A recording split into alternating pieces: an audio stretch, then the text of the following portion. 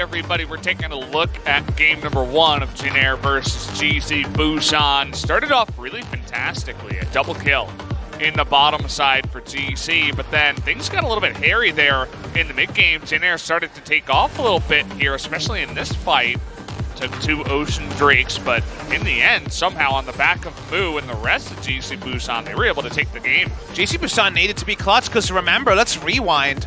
There was a double kill, but after that, the bot lane was winning for Caitlyn against the Ezreal and Tahm Kench as expected. And as we know, there were 3 winning lanes in terms of priority on the side of Jin Air. So we just thought they would roll it through and take the first Baron, but a couple of clutch teleports from Soar got this game way longer than it deserved to be. Remember that Ryan, after being the star so much in his first showing, was kind of doing nothing on the Kha'Zix. He couldn't really achieve anything. It was too squishy and didn't have any damage items. His job was to put his spikes over the Baron pit and make sure Baron was not taken.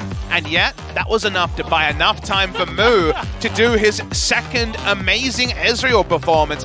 36,000 damage, if you don't mind. Makes everyone else look like a peasant on the Rift. He had essentially 10 times the damage of his lane partner, Tahm Kench. Basically, the same thing, just add a 1 onto the end. Exactly. Yeah. Exactly +1. Exactly +1. There you go.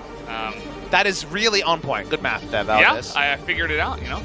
But yeah, I mean, I think when you're going up against this guy, please, first of all, swap out Root, put in Stitch, and then ban away Ezreal. And I think we'll have a much more, you know, sided game towards Jin Air. I wouldn't call it one-sided. I think it's still going to be relatively even, but you got to shut that guy down, especially his Ezreal, I'd say. If you're Root and Kellen, you're probably kicking yourselves because, you know, you're preferred, right? You're preferred as the starting duo over the more known Stitch and Nova.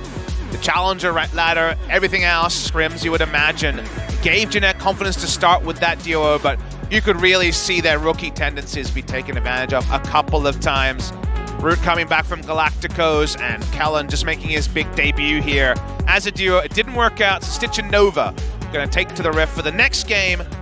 See if Stitch can live up to his billings. I think a lot of Jin Air fans were really encouraged. They lost Teddy and they were always going to downgrade. Stitch was not as far a downgrade as seemed like it was going to happen over the offseason. So Stitch, couple too many aggressive Ezreal Arcane shits. If he corrects that, hopefully we'll see a higher level of play from him this game too. That is certainly the hope. We'll have to see who's going to be on blue side and who's on red. You don't necessarily have to ban it out. Maybe you can pick it up for yourself.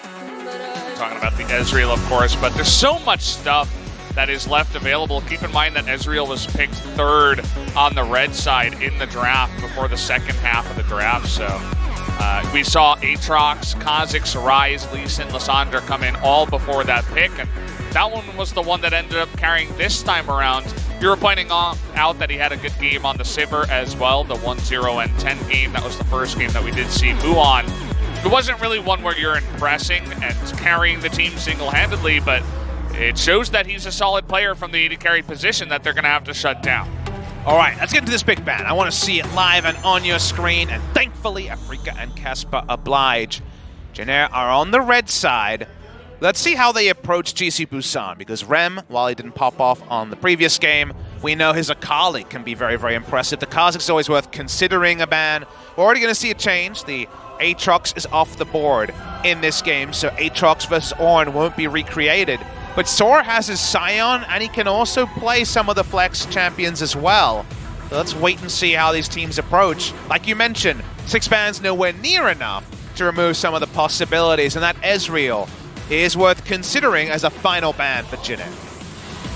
I like the Aatrox ban that comes in, even though it did just win a game, it's still, or lose a game rather, it's still just so oppressive and so flexible. You got to take that off the board. I'm a big fan.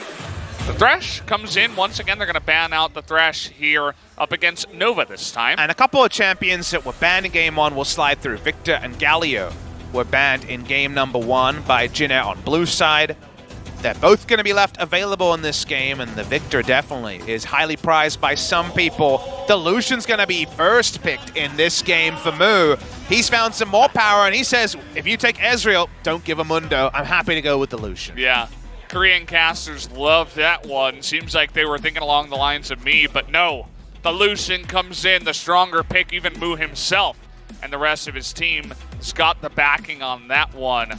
The Lucian, not banned in game number 1, actually. It fell through, right? Yeah, fell all the way through. Fell through picks and bans. It seemed like it was being baited, you'll remember, as an answer to the Ezreal. But with Ezreal open, they just lock in the Lucian. It's a takeaway from Stitch. It's ultra comfort for him. He's played it through many different teams, so no Lucian for Stitch. And Jin Air say, well, our solo lanes are very tanky. They have good ground control. They don't really lose too many opponents, so they're happy enough to just grab the Urgot and the Lissandra first round.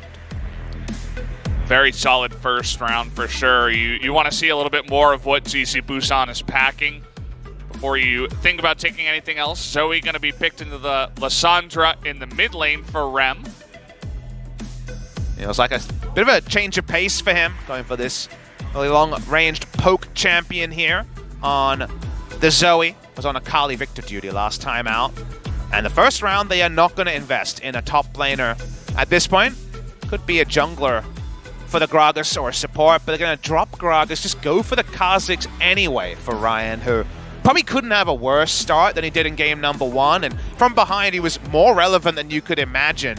A Kha'Zix just being smart, of evolving W at level 11 and just giving team utility rather than the reset potential of that jump reset, so don't mind it, even if it wasn't as good in the previous game. And Marang says, well, the Lee Sin worked till it didn't, so I'll roll it back. That part felt pretty good for the side of Jin. Yeah, can't really blame Malrang. He's a pretty famous Lee Sin player himself here at the lower levels of the Korean scene. Now we're going to start banning out some other stuff to the top lane. They want to set up a really strong matchup for the Urgot, it seems. Yeah, I like the Sion ban. We've seen Sion beat the Urgot at Worlds from the Shy, and more often than not in this tournament, so I'm a fan of banning away a tank. Do you actually go all the way old school and say, no Orin for you, and ban that away to take out another laner that can kind of lane against the Urgot pretty decently? Have to wait and see if Jin Air do give in to the temptation there. Speaking of temptation, they do respect the Ezreal enough to ban it away from Stitch. Stitch has such a strong front line, I have to wonder if back's against the wall, he goes to his ultimate comfort, which is Kalista. He is a very, very famous Kalista player, and I'd love to see him throw it back. Kalista Alistair in the next round, be awesome to see, and they do ban the Ornn. They're listening to Papa Smithy. How's Mundo looking, I wonder? It's very, very risky early. You can definitely die to Ignite and ult from the Urgot at 6, but it gets to a happy place later. But we're running out of beefcake tanks for Sora to play. That leaves the question, will he go into something else? I mean, the Aurelia falling through up until now, it's something he could consider. Curious about the 80 carry pick here, though, for the side of Stitch and Jin Air. I'll bring the Ashe for now. Now, because there's a lot of deletion burst damage, there's not enough tanks on the enemy team, they don't go for the Kalista. If Kalista's against a tanky lineup, we know all about the Ren sets, then you can be very, very tempted to run her. Instead, they want to counterpick support. They just take Alistair for further engage. We saw that Lissandra kind of, even with the build, going into Glacial Augment, couldn't get the start on the fights she wanted, so they're going to just go with Ashe for another initiator here, try to farm from range against the Lucian. See if we get some more on-point shielding here than we saw from Kellen in game number 1, who was off on the Braum more often than he was on, as this time it will be GC Busan taking away that Braum. And for a top laner against the Urgot, a lot of the beefcake tanks are taken away, so they pick between a couple of mages, and it's actually going to be Ryze from Sora this time out.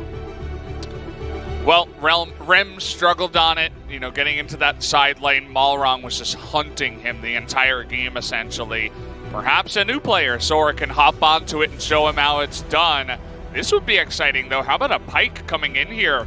Ashe Pyke would be an interesting one in the bot lane up against Lucian Braum, so they're going to switch it up to Tahm Kench. Makes a lot more sense. We'll see if Nova can do a good job on that TK. So very much prototypical KeSPA Cup pick comp picked up by Jin Air. On the side of GC Busan, they have some decent siege, but they're pretty much the same. We're pretty much rolling through picks, and no true teamfight tanks in this game. Urgot the closest to that on either side.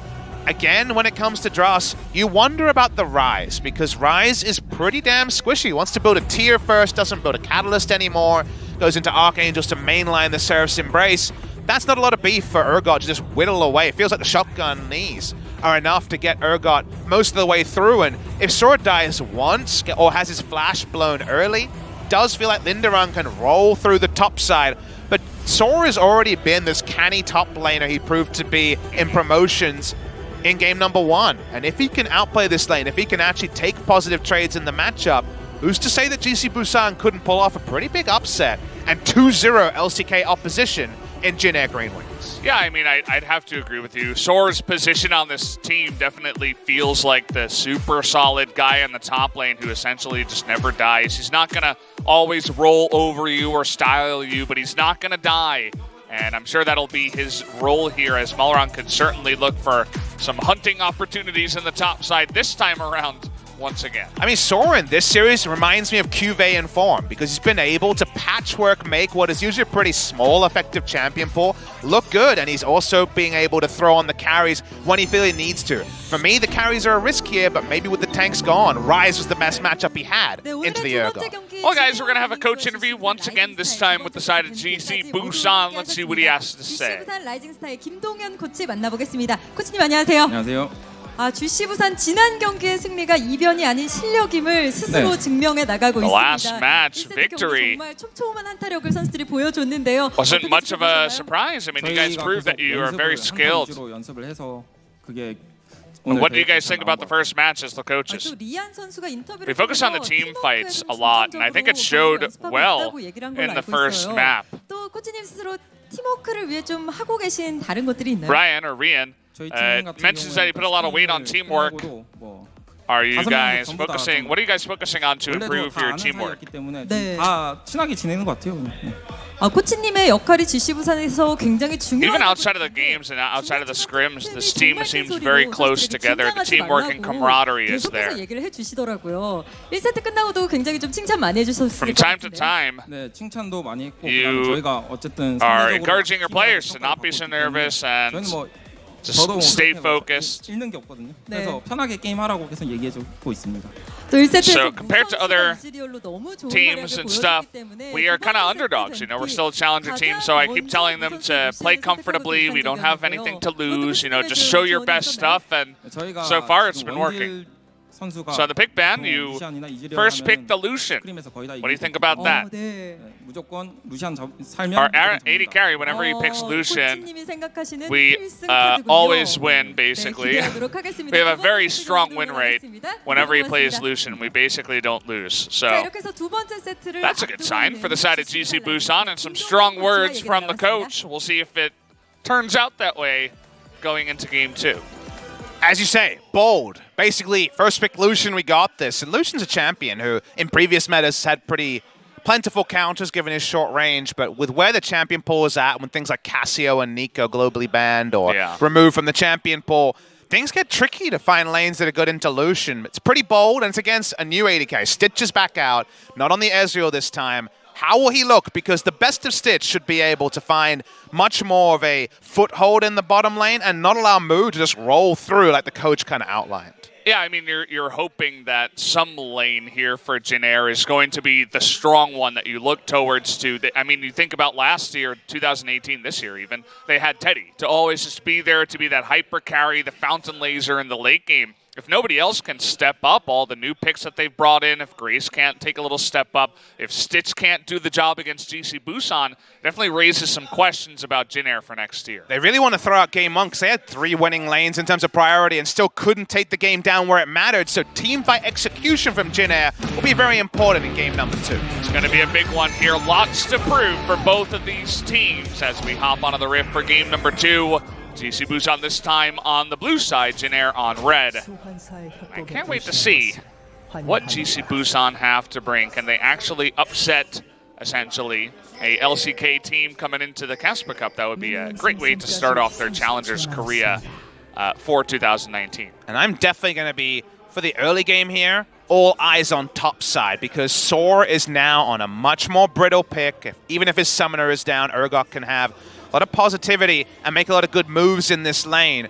So to me, he has a really big target on his back here on this Rise. He didn't have any of the team fighting tanks available to fall back to, and Rise's job is very, very different to Sion's or Ornn's, which is usually what we see Sora rocking. So given that, and given that Malrang will almost certainly be paying close attention to top side, how do you play out this laning phase as the relatively brittle Rise?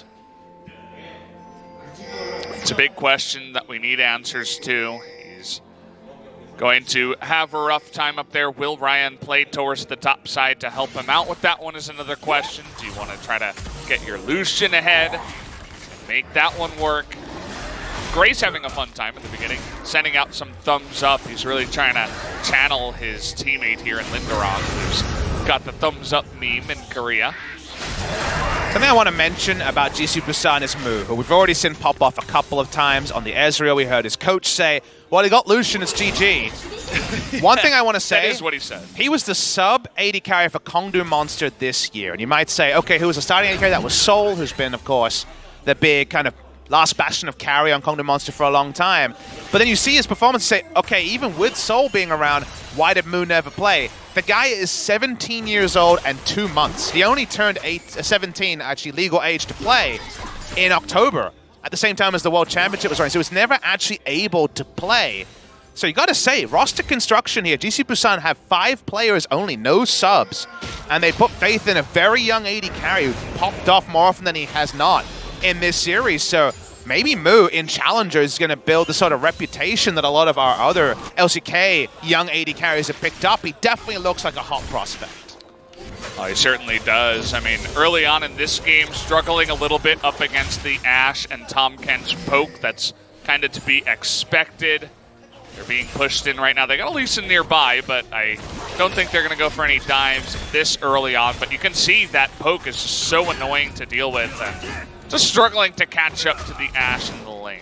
Marong's path here has been very, very interesting, as he was in the previous game. He went red buff, Raptors into, well, either I'm diving bot or going for these Krugs. So, nice creative path there. Now, Krugs gives Lee Sin level 3 with Scuttle Crab, so very, very happy to go through this path. Feels pretty confident.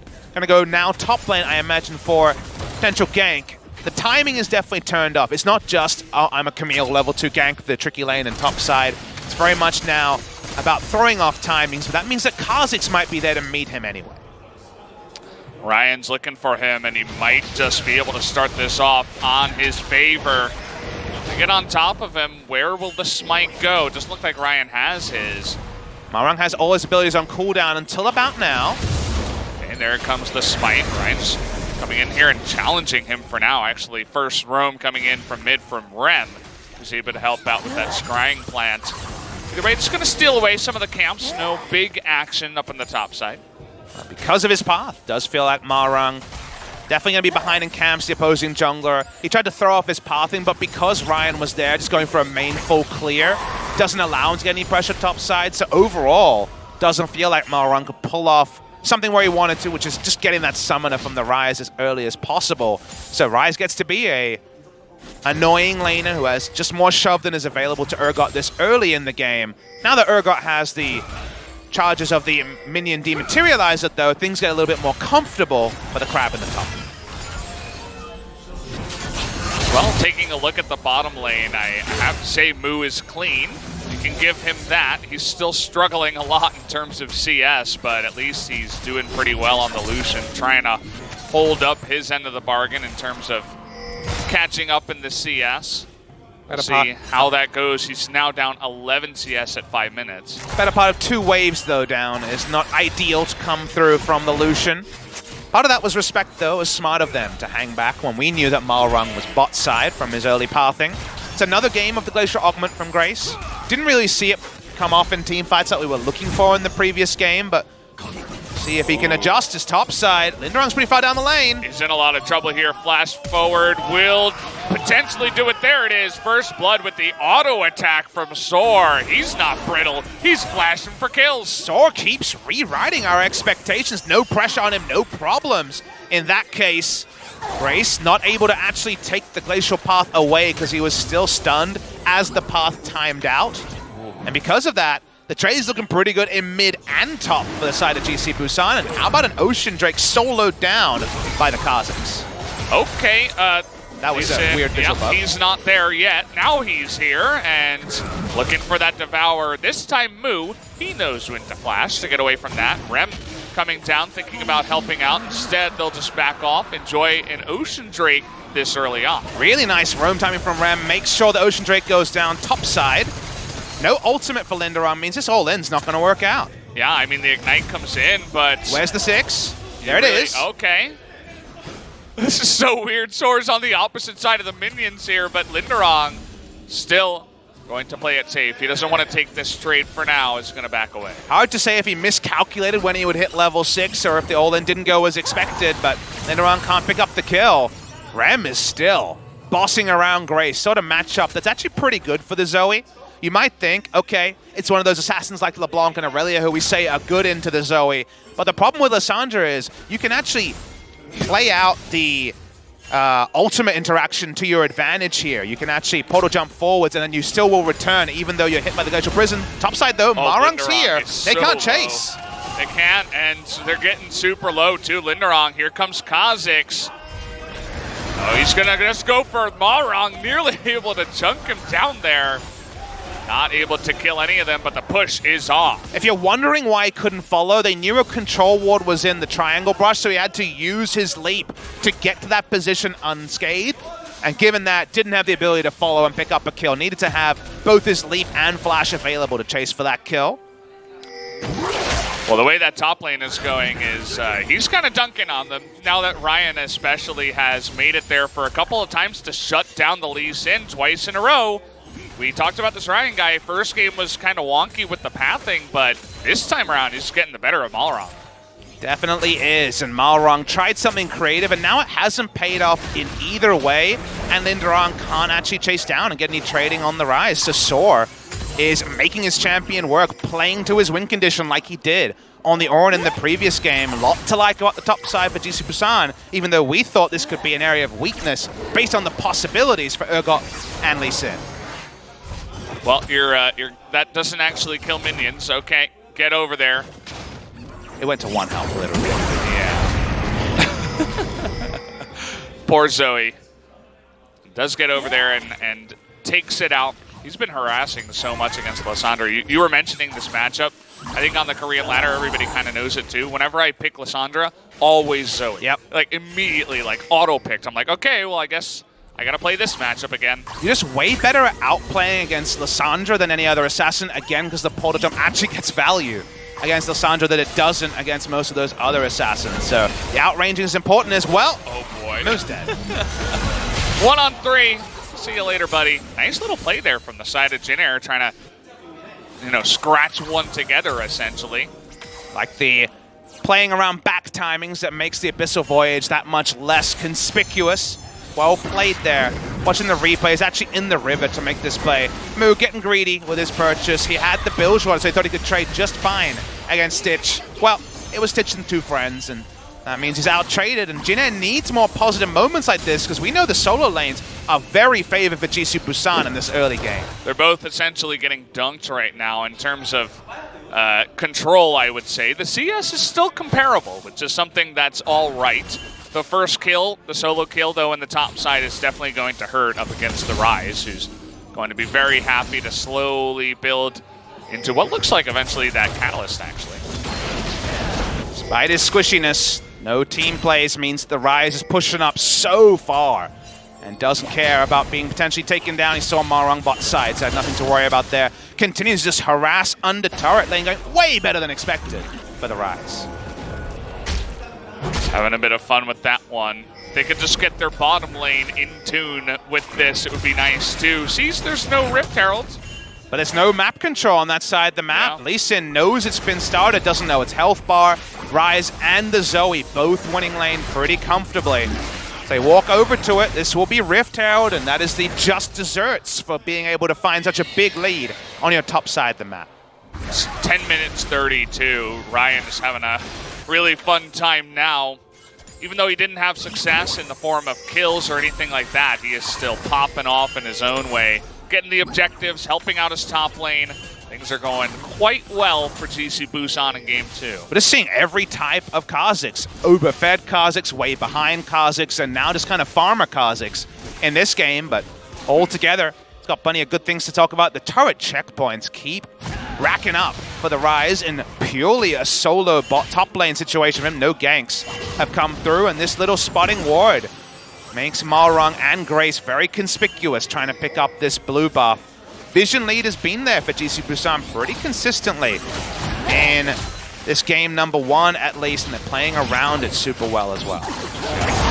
Nice little fight over the blue buff here. That's a chunk of damage from Rem. Gonna look good on the charts, but makes you wonder, you know, you look at the bottom lane again, the Ashe is still about 30 CS ahead, maybe 25 CS right now, so solo lane's not doing too well, but they're kind of holding on in terms of CS, and Ashe very far ahead means that Jin still in the gold lead for now, about 500 ahead. We'll see if that helps them out going into the mid game. Waiting to see what GC Busan want to do with this Rift Herald summon. Been sitting on it for a while. Bot lane. Okay. Not even close, baby, says Yeah. Lucian. Getting away from that. Linderung has had no fun against the Ryze, but remember Ryze's squishiness. Still only a Ruby Crystal for tankiness with that Ninja Tabi. Oh, like the waiting there, not gonna allow him to wake up from the sleep so he can dash away on the Lissandra. Malrung's trying to be as patient as possible. Doesn't want to look for any sort of insect play on the Braum, and did not find access to Ryan. Now they have no idea Malrung's here. Teleport up from Lissandra. Are we going to contest this, Drake? So far, no. No arrow, but they're looking for the Lucian, and down he will go, just erased off the map. Ryan getting pretty low, looking for that smite, is gonna get it, jumps the wall. They only had to pay 1 Lucian for it, so I suppose not so bad. Seemed like Jin would try something, but they refused to, and, well, we know how this goes, unfortunately, for the Urgot. Checkpoint. Keep rolling in. There it is. Another cash out for Soar. Getting 3 checkpoints in the early game. I'm going to watch the replay. Someone had to pay for this Drake take. And sadly, it had to be the Lucian, if you are a Moo supporter. 0-2 and 0. Remember his team said, well, we always win. He didn't necessarily say that Moo would pop off. Yeah. They didn't say that Moo was good at Lucian either. He just said, hey, we always win with the Lucian. Hey, some people have a special pair of socks. They've got a Lucian lock-in, apparently. The Lucian that always loses, but they win the game. We're looking for Grace now. There's the trouble bubble. Not quite. Okay, he's going to be swept right over the wall here. Not able to use that flash, but he's going to ultimate in. Ryan in a bunch of trouble now. Able to dish out a little bit. There's the arrow, but Malrung's going to get the kill on the backside. There's a double kill to the Lee Sin, as this time GC Busan overextended. And that means that Malrung has 4 kills, all 4 on the side of Jin. 100% kill participation for him. 700 bounty already. Lee Sin can build damage and attempt to carry, and I think that must be the Malrung way. What his setups are here. The Rift Herald about to time out. Might have to be an emergency summon for Ryan. Uh-oh. This looks dangerous.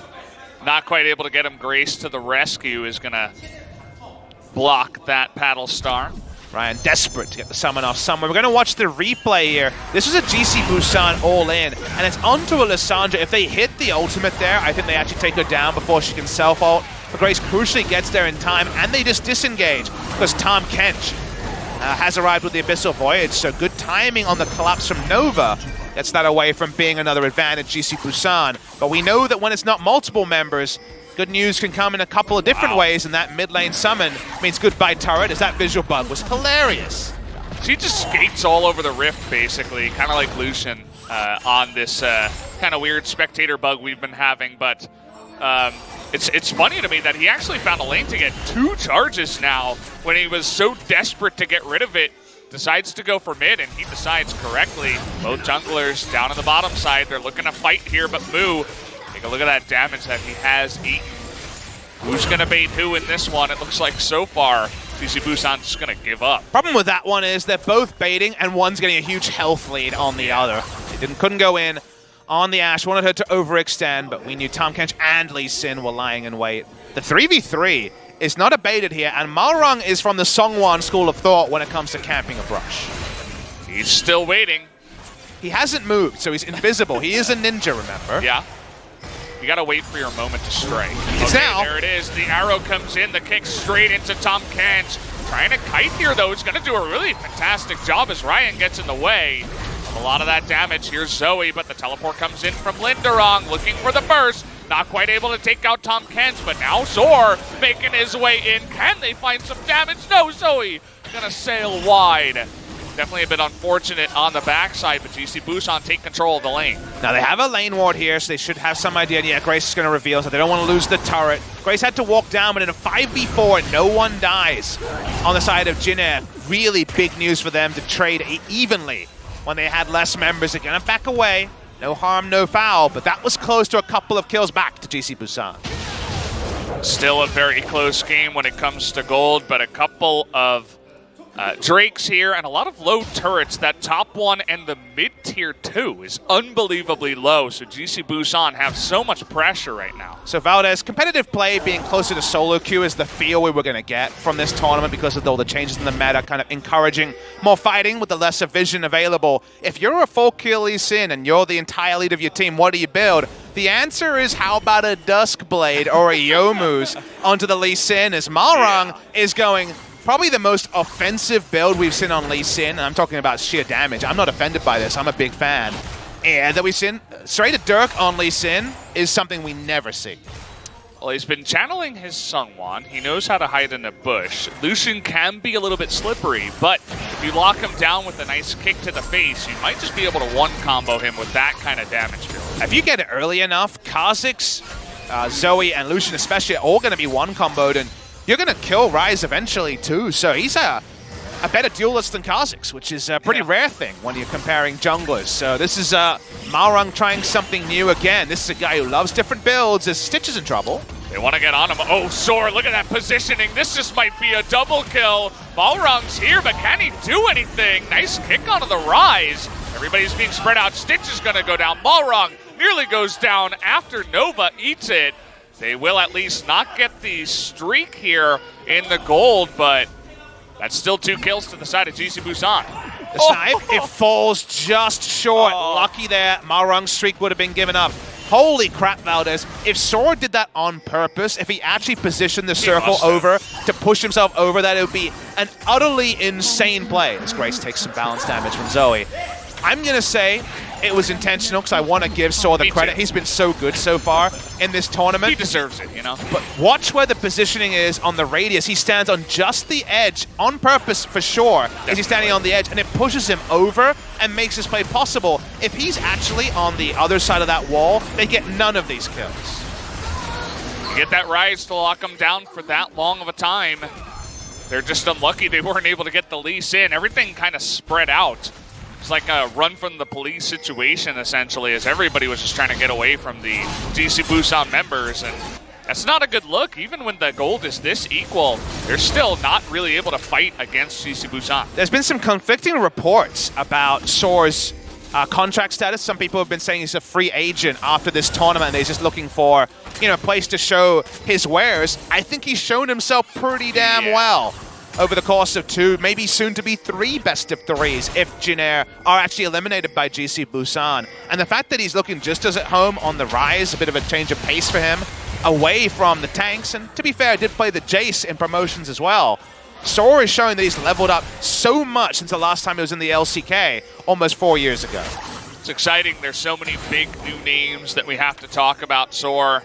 But wouldn't that be But you think of Stitch, now Gango, right? We're getting these players who were subs. In previous seasons, we had Skatch and Stitch and Soar, who were all around the LCK, but were never really starters, all showing that many years later, they can still become pretty damn important players in their own right. Yeah, some players it takes just a couple of years on the solo queue ladder when you're 15. For others, it takes a while, and that's cool to see that finally these guys have leveled up to a point where they can be the ones single-handedly carrying their team against an LCK team. It's not easy to say. There are so many solo queue heroes that make it so close, or they do well in scrims and they don't quite make their mark, but a lot of these players finally having an opportunity nowadays. Jin Air back away. Still, they are with a foothold in this game, but leveraging the Lee Sin gold and the fact that so much of their advantage is in Lee Sin's hands is going to be trickier. Actually, his bounty's going down because his farm level is so low that he's actually getting to pretty much parity with the enemy, despite being a 4-kill Lee Sin. It's not growing like it was before.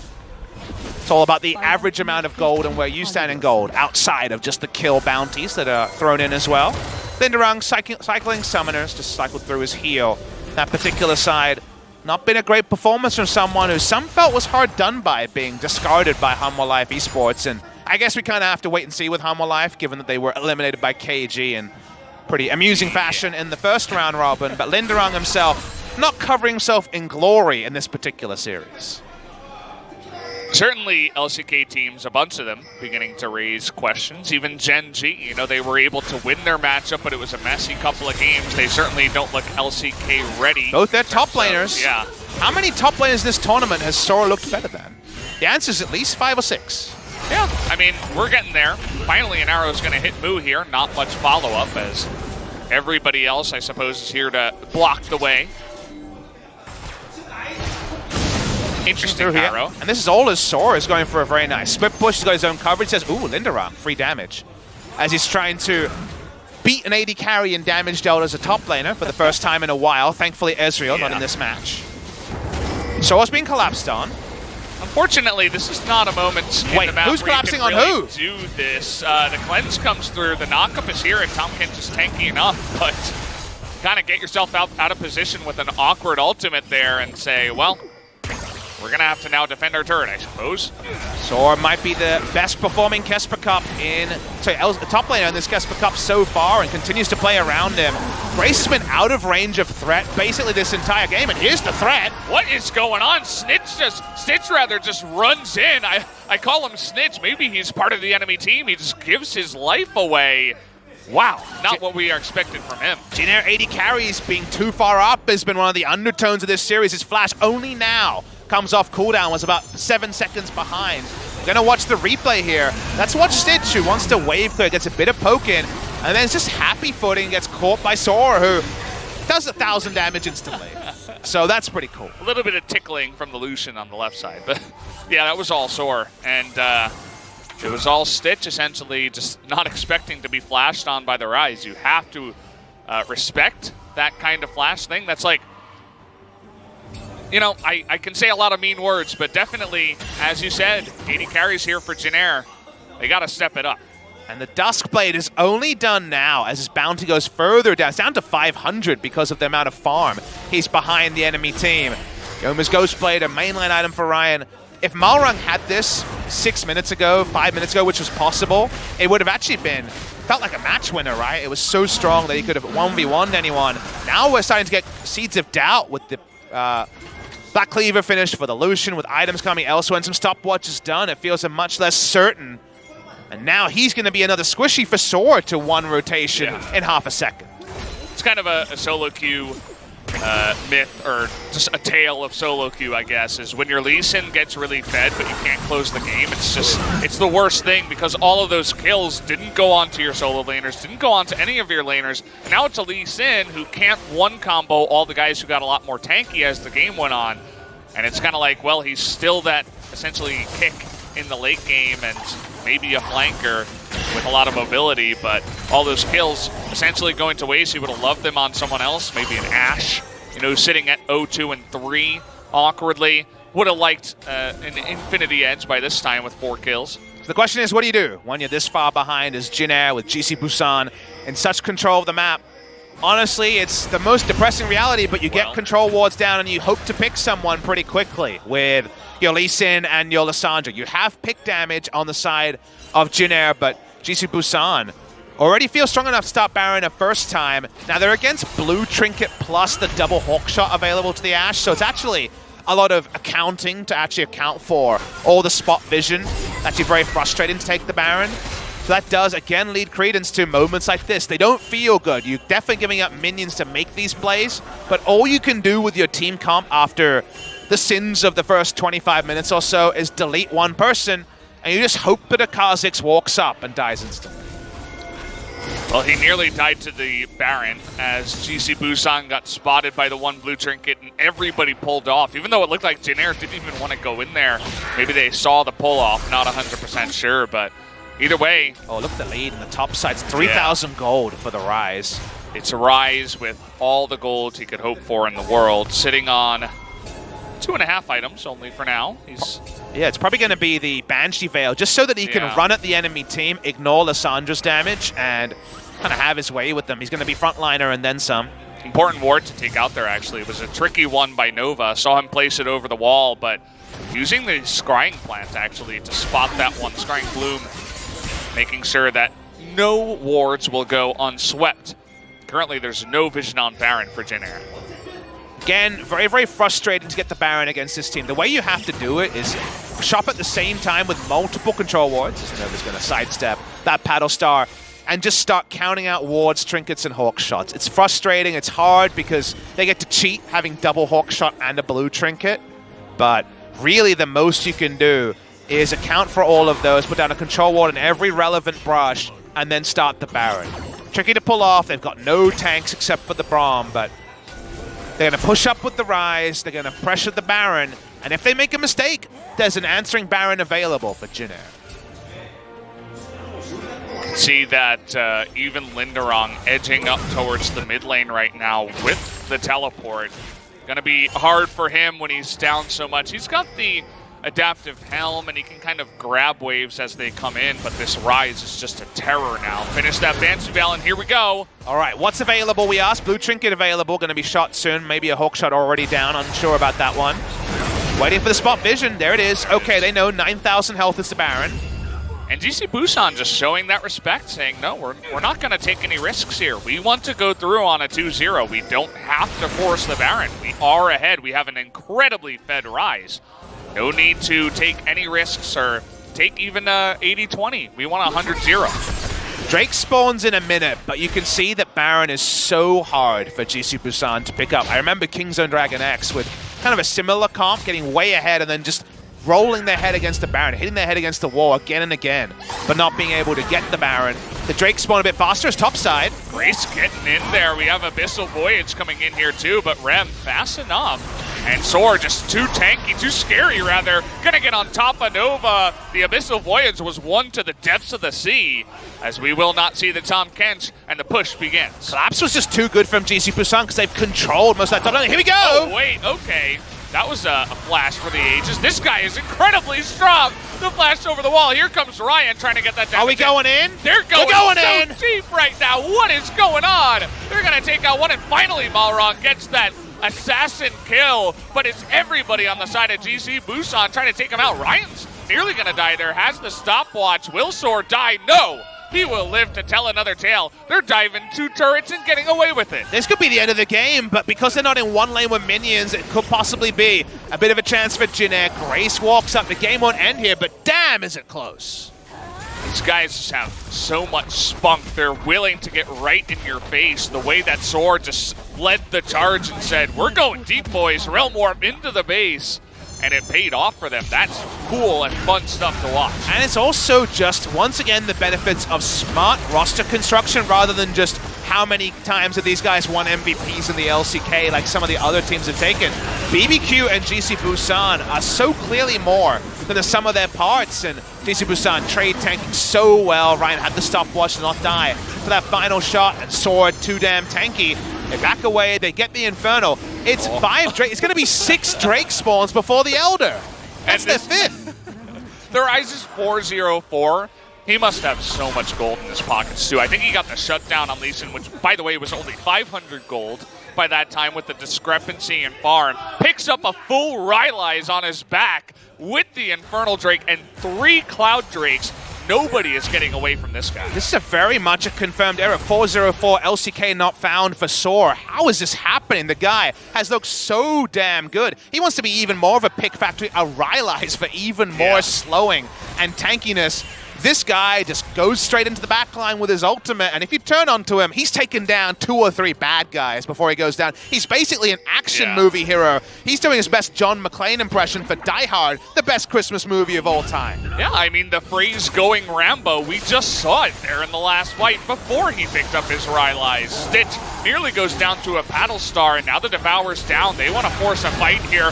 Knock him on Lysandra is going to ultimate, but Minute, or rather Nova, is not going to live on the backside. They take out Linderong too, and here comes Moo. Finally, he's doing something in this game.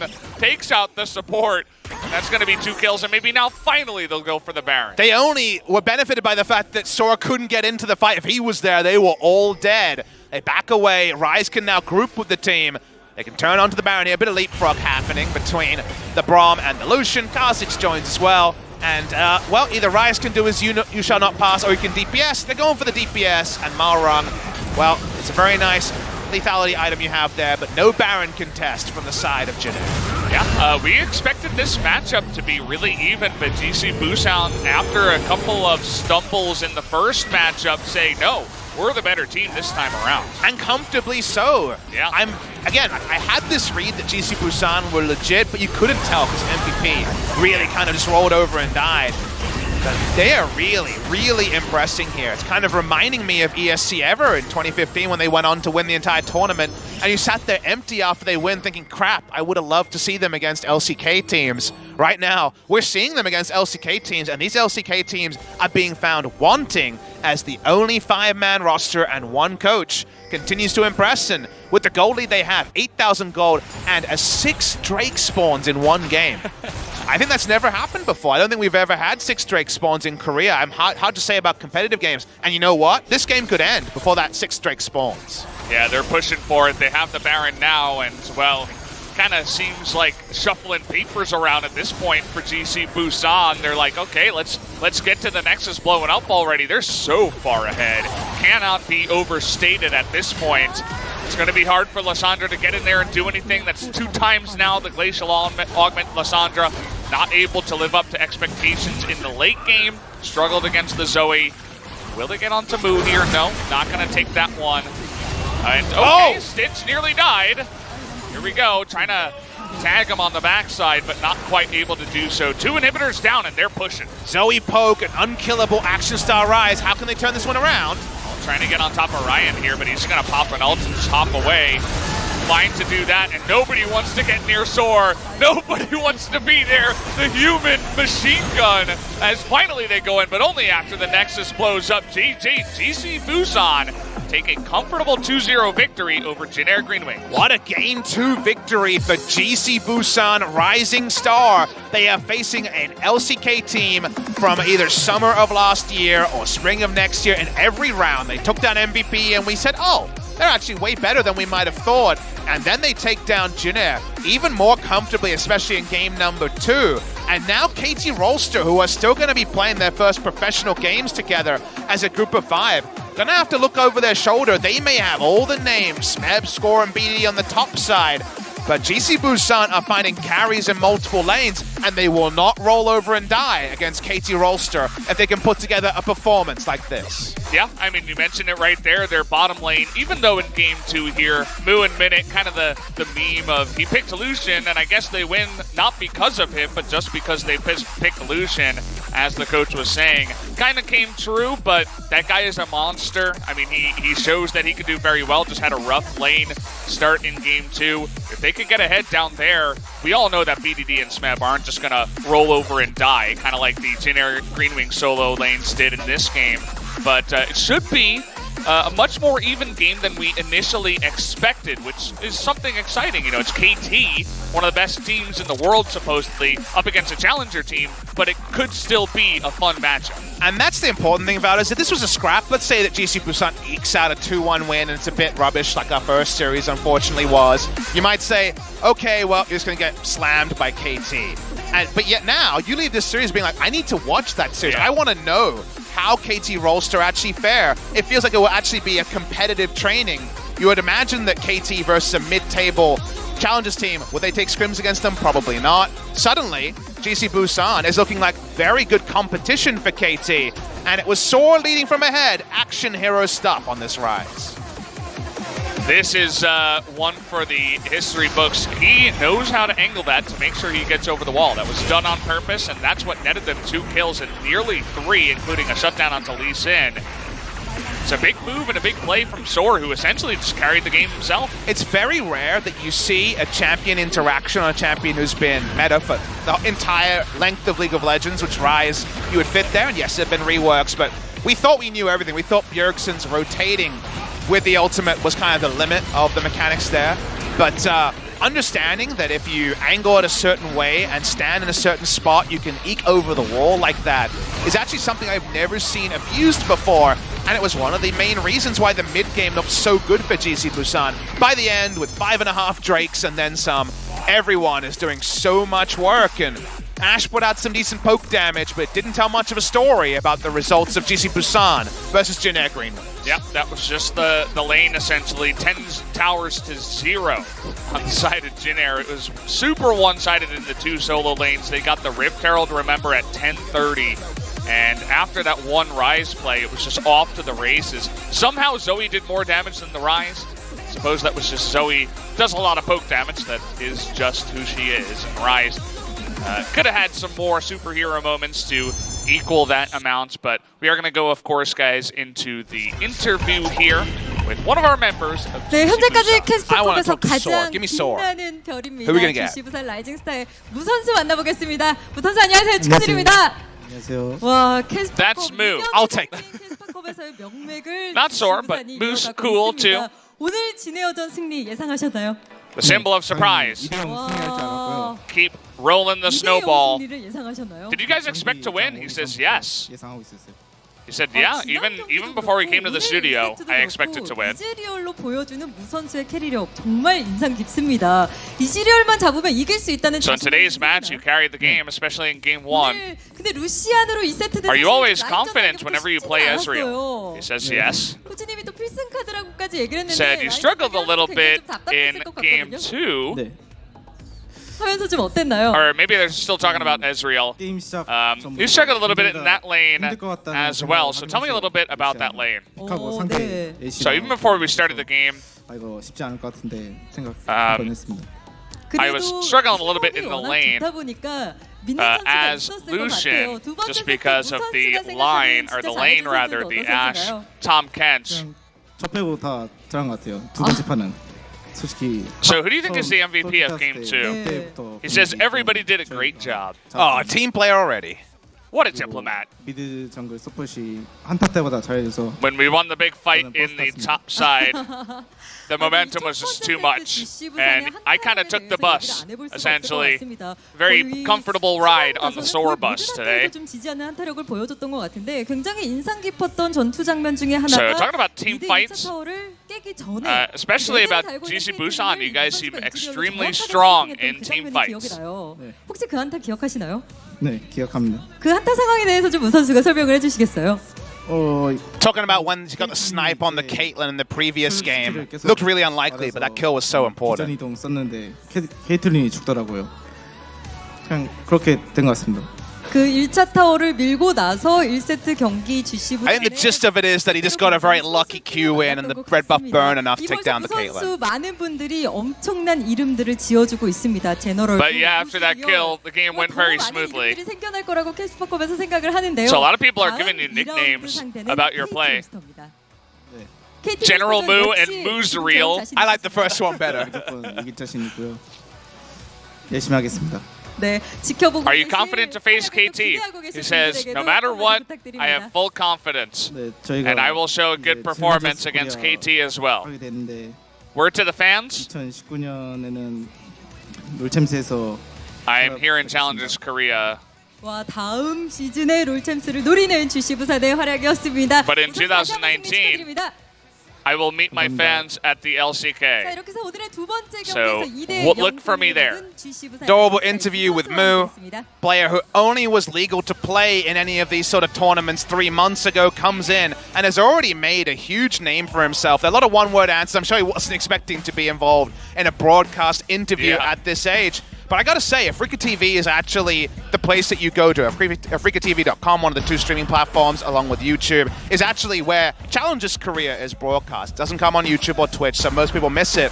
People are going to be wanting to see BBQ Olivers because of LS and the Western player in Malice, the jungler there. I want to watch GC Busan as well, so maybe AfricaTV.com during the 2019 season on those broadcast days when the LCK doesn't come on, watch some challengers, see some of the talent down there, because Moo is looking like someone who will be in the LCK, whether it's on GC Busan or another team, before too long. Yeah, and speaking about other teams that are down there in Challengers, you mentioned BBQ, but also KEG Seoul. We'll see where those players end up. This is the matchup for today, guys. Christmas Tomorrow, Day, rather. baby. Yeah, this is your Christmas present. KEG Seoul versus Damwon, and then SKT up against BBQ. What a day of matches. So many people are going to be in the SKT waiting room kind of area, but I'm so excited about the first round because the solo lanes here are so much bigger than some people might appreciate. Mid main and top main, look them up on op.gg. Top 50 players, very young, prodigious talents on the KG Seoul lineup against Nogari and, of course, Showmaker on the side of Damwon. I imagine Damwon's teamwork is going to be just a little bit too good to deal with the no-coach roster there, so I think at the end of the day, Damwon will probably come out expectant winners, and we might end up with that SKT versus Damwon mouth-watering best of 3. But at least in the early laning phase, are we going to see the no-look Showmaker lock-in of Katarina? Are we going to see any disrespect on either side? Because those two solo laners from KEG should not be trifled with. We will see them in the LCK before too long. It's going to be a fun matchup there in the solo lanes. Even Gumiusi down on the bottom side, I'm a big fan. The young guy, the SKT trainee, will play before his team. SKT will be playing up against BBQ. And, of course, huge matchup there as well. And down at the bottom, of course, guys, we do have the finals here on New Year's Eve. Of course, Sejong University Convention Hall. Should be a lot of people there and a lot of fun as well. Well, guys, it is Christmas Eve, and to all you out there who open your presents today, a Merry Christmas to you. We'll wish you the Christmas Day, Christmas wishings tomorrow. Won't be you, so Merry Christmas to you, Valdez. Atlas finally going to make his long-awaited 2018 KeSPA Cup debut, so doesn't matter if it's the Christmas season. Every day of this week, barring Saturday, League of Legends is coming to you, and cool to watch SKT and all the other teams play tomorrow. Yeah, I can't wait to watch the games tomorrow. It's going to be an absolute blast. And thank you once again, guys, for joining us today. We'll see you again tomorrow.